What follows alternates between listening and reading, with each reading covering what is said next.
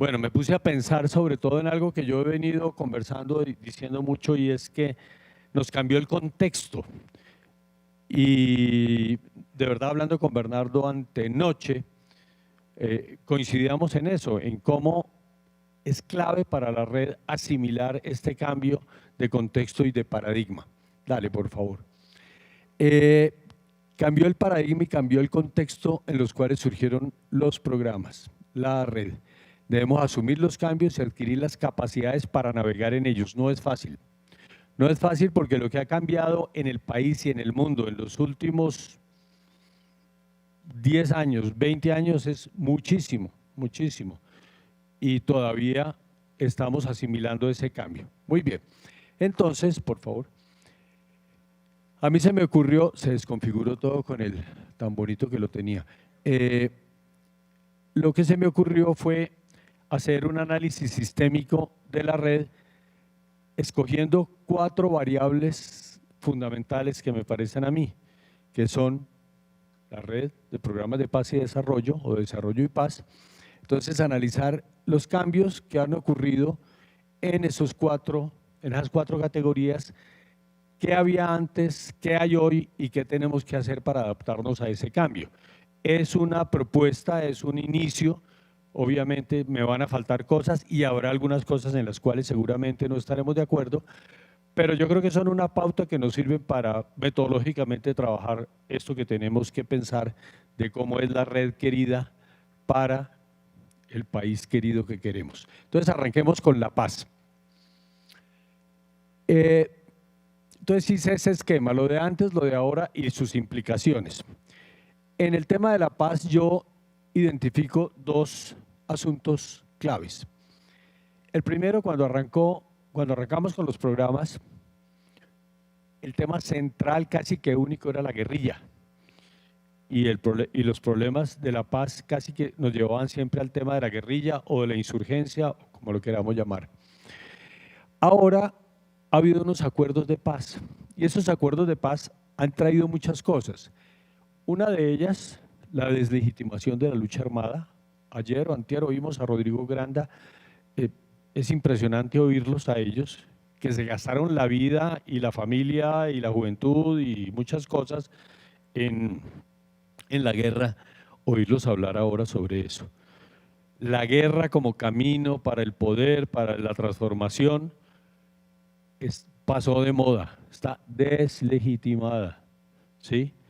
Y nosotros, no es casual que nosotros hablemos así. En estos días, revisando alguna literatura, me di cuenta que Colombia es el país que tiene el conflicto armado interno más largo del mundo. Hay otros 2, pero son entre países, que son el de Israel y Palestina y el de la India y Pakistán o algo así. Emilio es el que sabe esas cosas. Pero nosotros somos el país con el conflicto armado interno más largo del mundo en este momento, ¿sí? Entonces no es casual que sintamos esas cosas. Con los acuerdos se deslegitimó la lucha armada y además ha ido apareciendo en estos 20 años una proliferación de grupos armados organizados en los cuales además, como lo conversamos antier, la política y el negocio, o sea, la insurgencia y el narcotráfico y la economía ilegal están mezclados y eso arma una maraña tremenda, todo lo que viene ahora con la paz total. Y eso nos ha llevado a que la paz se nos complejice también. Entonces, la paz que de alguna manera era muy sencilla, muy clara, por lo menos muy clara hace 20 años, hoy en día es una cosa bien compleja. Por eso hablamos de paz querida, de la paz posible, habla Pacho, de la paz total, habla Petro. Bueno, además Petro no se inventó eso, Petro en los comienzos negó la paz total. En una conferencia que hizo en Cali, yo la tengo ahí guardadita para no desprestigiarlo, pero él dijo que ¿qué es esa cosa de paz total? Bueno, su gobierno habla de paz total y todos estamos apostándole a la paz total, con las complejidades que tiene. ¿Qué? La paz anhelada, en fin. Eso para mostrar que la paz que era facilita de poner en un nombre hace 20 años, hoy en día es toda una complejidad y todo un reto. ¿Eso qué nos implica? Voy sacando algunas implicaciones. Por favor, ustedes van haciendo sus apuntes para la conversación que viene después, para que complementen o discutan esto. ¿Qué implicaciones tiene? La primera que se me ocurre es que tenemos que formarnos para la no violencia activa. Pocas y pocos sabemos qué es eso de la no violencia activa. Gandhi liberó a la India con ese cuentico. Mandela, después de haber sido proguerra, liberó y reconcilió y acabó con el apartheid en Sudáfrica con ese cuentico. Martin Luther King puso en el centro de los Estados Unidos los derechos humanos con ese cuentico, con la no violencia activa. La no violencia activa es una cosa complicadísima, dificilísima y miedosísima. Esa marcha de Gandhi por la sal, por ejemplo, ¿sí? Eso fue una cosa tremenda, los agarraban a palo y ellos iban desarmados. Y sucede, mis queridas y mis queridos, que después de la deslegitimación de la violencia, esto es lo que nos toca. Voy a decir algo con todo el respeto por quienes han tomado las armas, quienes tomaron las armas. A veces es mucho más fácil tomar un arma o dar palo que recibirlo, ¿sí? Que sostener una idea desarmado. Por eso a mí los compañeros ex-FARC me impresionan tanto. Esa es una primera implicación y eso nos implica aprender, conocer, asimilar, y ahí está presente algo que para mí debe estar presente en todo lo que es pensar esta nueva red, esta red querida, y es el tema espiritual. Eso no es posible sin un alto, sin una gran fortaleza espiritual, ética, valoral, actitudinal y espiritual, ¿sí?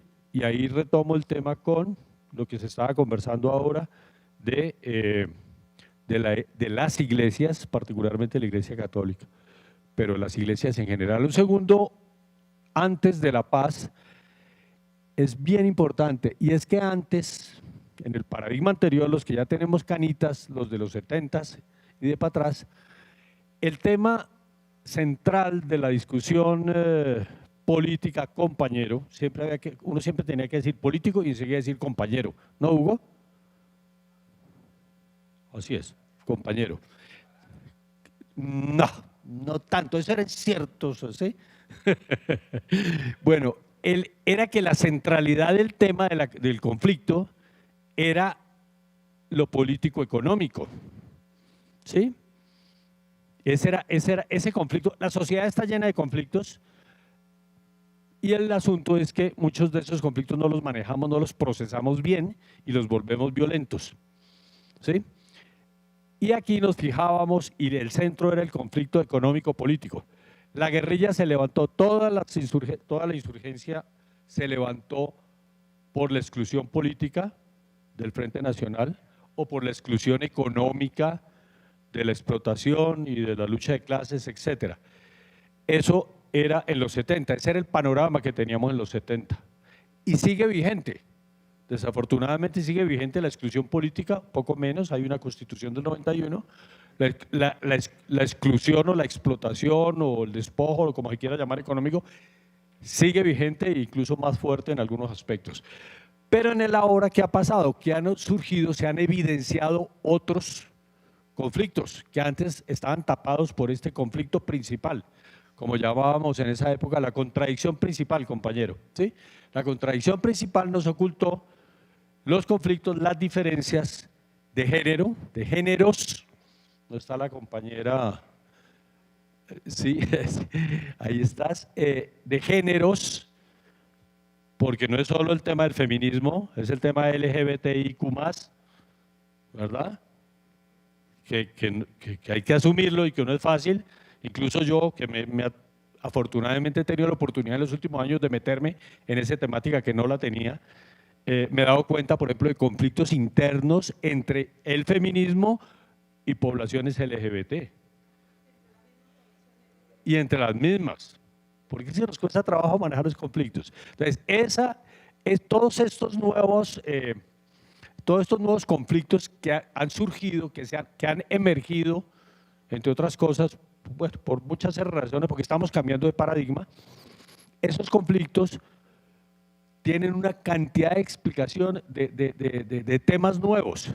Está el conflicto étnico, está el conflicto de géneros, está el conflicto de edad, ¿sí? Hoy en día uno, ahora que me subí al ascensor con estas peladitas que vi, yo casi ni les entiendo cómo hablan, ¿sí? Y hágale de ahí para adelante. Mi hijo tiene como 7 tatuajes en todo el cuerpo.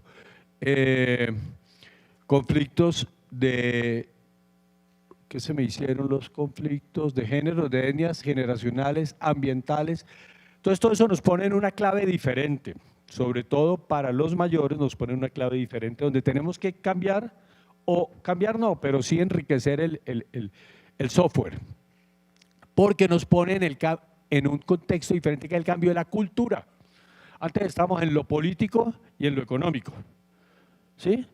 Ahora es la cultura. Y sucede que la cultura, que era una conversación que teníamos en el grupito de mujeres hace 2 días, en el tema de mujeres, no la podemos manejar necesariamente con los mismos mecanismos con los que manejábamos la lucha política y económica. Tiene unos instrumentos diferentes. Voy a ponérselos en un solo ejemplo. Uno puede ser un líder político y ganar todas las votaciones del mundo y ser un machista y un acosador en su casa. ¿Sí? Y eso hace 20 años no se tocaba. No, compañero, eso pertenece al fuero íntimo. Eso no es político, compañero. ¿Sí? Muy bien. Entonces, todo este tema del manejo de los nuevos conflictos y su resolución, de los cuales la red tiene que ocuparse, implican adquirir nuevos conceptos, nuevas estrategias, nuevas metodologías y ocuparnos de ámbitos nuevos. Nosotros hace 20 años no nos ocupábamos del tema de la familia, porque como íbamos era por el cambio de estructuras, entonces la familia no nos importaba, la pareja, eso no era el tema, eso también pertenecía a lo privado, ¿sí? Y el tema de los valores, el tema de las actitudes. Ok, eso, fíjense cómo se nos ha complejizado y enriquecido el tema de la paz, cosas que la red tiene que asumir, ¿verdad? Vamos con el siguiente tema. Yo creo que voy a pasar con las 4 categorías y después ya metodológicamente, Patti, creo que lo vamos tratando ya en la reunión plenaria. Con respecto al desarrollo, ¿qué pasaba antes? El desarrollo casi que lo entendíamos hace 20, 25 años como crecimiento económico, ¿sí? Con todo respeto por Pacho y el Magdalena Medio, cuando uno lee o leíamos, conversábamos esos primeros planteamientos, estábamos muy centrados, Ubencel, en el tema económico. Ese era el paradigma que teníamos y ese era como lo que más importaba, aunque también se contemplaban otros aspectos, pero no con tanta fuerza. Y dos elementos claves. En ese momento, antes, planteábamos, nos acercábamos al desarrollo con una mirada maniquea. Y es que, por un lado está la gran agricultura comercial y por otro lado la agricultura campesina, agroecológica, etcétera, también con mirada maniquea, porque estábamos en un paradigma de contraposición, ¿sí? Hoy estamos en un paradigma diferente, estamos en el paradigma de la complejidad y del caos. Esto hay que manejarlo de una manera diferente.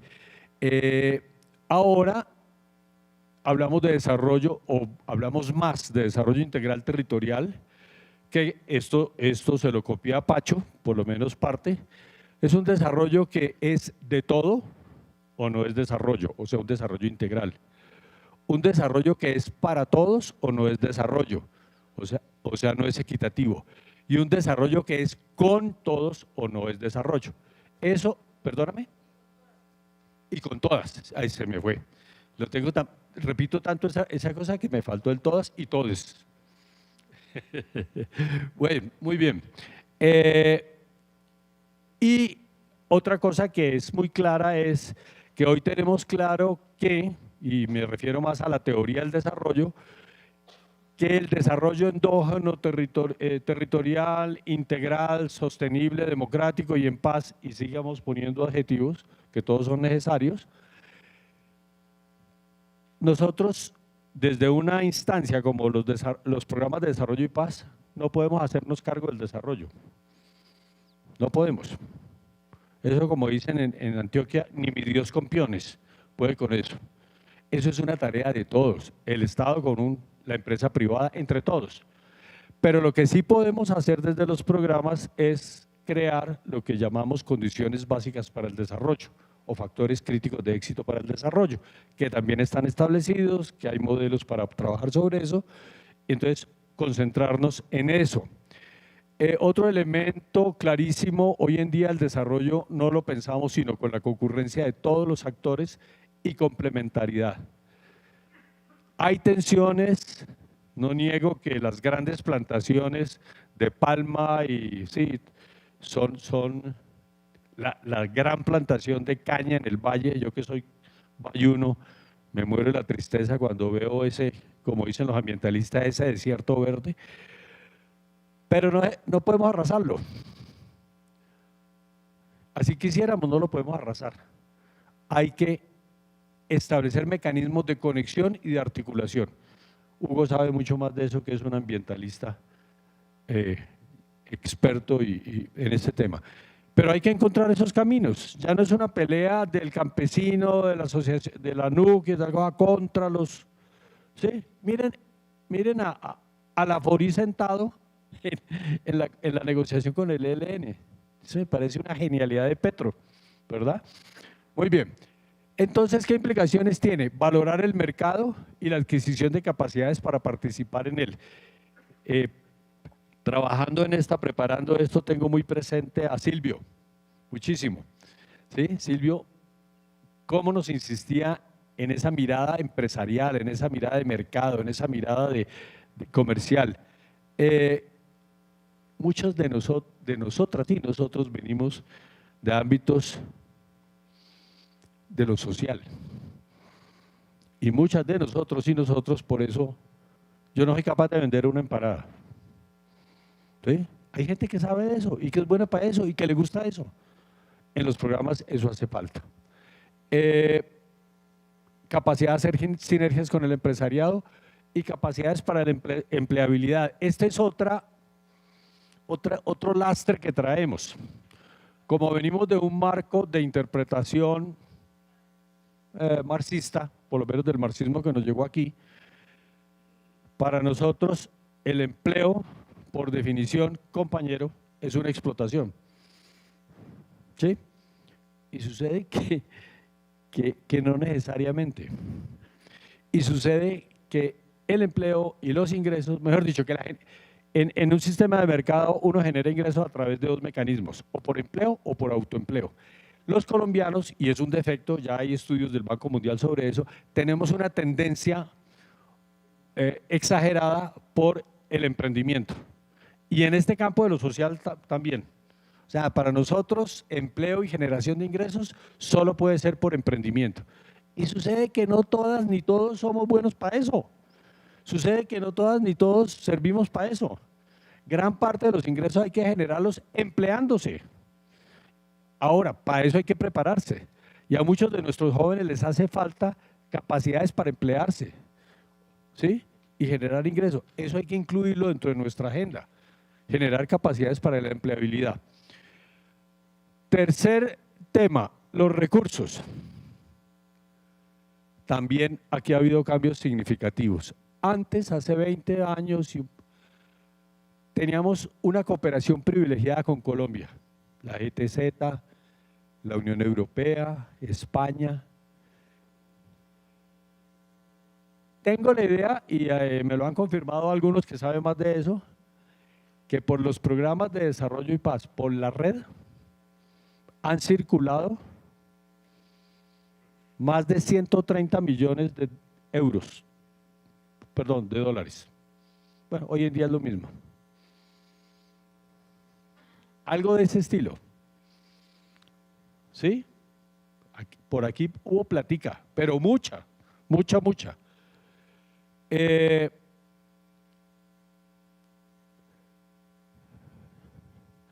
Capacidad de gestión que puse yo ahí. Ah, FDR, que lo puse en código y ya no me entendí ni yo mismo. FDR es Pacho. Miren, gran parte, y desmiéntanme, gran parte de esos 130 millones de dólares vinieron porque estaba Pacho, porque era creíble, porque él iba a Europa y la gente le abría la puerta y le abría las chequeras, porque era absolutamente confiable. Hoy no tenemos a Pacho. A Pacho ya no lo tenemos. Ni tenemos, ni podemos buscar una figura que haga eso. No es fácil, creo yo. Entonces tenemos que pensarlo de otra manera. ¿Cómo? Todavía le sigue trayendo plata a la red. Lo que nos contaba Fernando de esto que pasó en estos 3 años y medio, se debió en gran medida a Pacho, ¿sí o no? El contrato y tal. Obviamente, como insistí yo, porque ustedes lo hicieron bien, porque ustedes pusieron las pilas, porque fueron juiciosos. Bueno, otro elemento, el compromiso como un factor de gestión. No encontré la forma mejor de decirlo, pero hace 20 años a uno le daban plata porque era consecuente, sacrificado, medio mártir, medio cura, medio apóstol, ¿sí? Y los europeos le soltaban la plata por eso. Hoy en día eso ya no funciona. Ya eso no es así. Hoy en día Colombia pasó a ser de ingreso medio, estamos en la OECD, estamos en el club de los países más ricos del mundo, somos el ultimito, pero estamos ahí. Otros países son prioritarios, Europa Oriental, hay otros lugares que ya no nos miran tanto, ya hay un montón de trabas y condiciones, las contrapartidas se volvieron complicadísimas y carísimas y hay que tener exigencia de demostración de impacto. Hoy en día no es que mire, que pobrecitos, que somos muy valientes, que estamos metidos en la selva, que todo, no. Impacto, resultados, ¿sí? Ya no sueltan la plata tan fácil. Entonces, ¿eso qué implicaciones tiene? Que hay que adquirir capacidades de gestión, de lo que estábamos hablando, y ahí vuelvo e insisto, yo no soy el mejor ejemplo de la formalidad y para mí no es una cualidad, es un defecto que tengo. Pero tenemos que adquirir capacidades de gestión, tenemos que innovar y vuelvo a pensar en Silvio Zuluaga y todo el trabajo que hicieron con la universidad. Y la incorporación de sistemas de seguimiento, evaluación y medición de resultados e impacto. También soy un burro hablando de orejas. Soy malísimo para los indicadores, no me gusta mucho, sobre todo los cuantitativos. Pero los necesitan, los exigen, los piden. Quieren saber cómo es antes y cómo es después y cuánto creció y que sí logramos cosas. Muy bien. Y vamos al último tema, la estructura organizativa.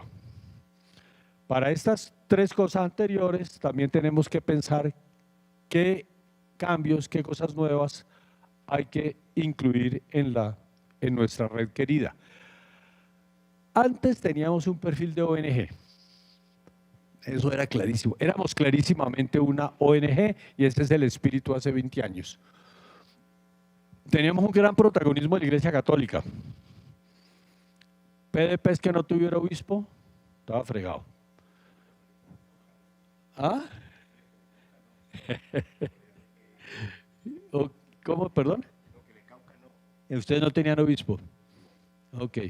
Pero ustedes tenían, no, de acuerdo, estoy exagerando, estoy haciendo un chiste. Pero ustedes tenían y tienen, o tenían, yo creo que no, ya no es tanto, compañero, un prestigio como lo indígena y que tomó todo eso, ¿sí? Pero que yo creo que ya a los europeos no les llama tanto la atención, me parece a mí. O sea, en cierto modo, eso ha cambiado también, ¿sí? Injusta. ¿Ah? Una parte, ok. ¿Cómo? No. No. Bueno, ahí es donde uno tiene que tener cuidado con los chistes, porque los chistes son buenos, pero llega un momento en que uno se pasa y ya la cosa no funciona. Y había condiciones para la labor promocional. O sea, con todas las dificultades que hubiera, pero se podía meter al monte, se podía navegar los ríos, se podía sin que hubiera demasiado peligro. Ahora ya no somos una ONG, se han incorporado los pobladores. La Iglesia Católica, como estábamos en la conversación anterior, ya no tiene ese perfil tan fuerte. Hay presencia de otras iglesias, afortunadamente, hay ecumenismo, ¿verdad? También lo comentaron hace un ratico, tenemos una oportunidad en lo positivo de un gobierno de cambio, de un gobierno, para mí es una ventana histórica, como lo decía el compañero, una ventana histórica que en 200 años no se nos había abierto, con todas las dificultades que haya, pero creo que es una oportunidad única. Tenemos la polarización, esto es algo muy fuerte, porque antes teníamos una confrontación izquierda-derecha que era bastante clara, y uno ahí se ubicaba y tal, y se sabía cómo era la pelea. Hoy en día es mucho más grave, porque hoy en día la polarización, que es un fenómeno mundial y que tiene una serie de causas y explicaciones, es gravísima, porque la polarización lo que hace es que le quite el piso a el ejercicio político como mecanismo de resolver los conflictos. Y eso es gravísimo, porque si no hay escenarios políticos, buenos, malos, con políticos buenos, malos, corruptos, honestos, lo que quieran, si no hay política, ahí es dictadura. Pregúntenle a Ortega y pregúntenle a otros cuantos, ¿sí? Y eso es gravísimo, o sea, ya no es un problema de confrontación política entre izquierda y derecha, ahora es la amenaza de que no haya confrontación política.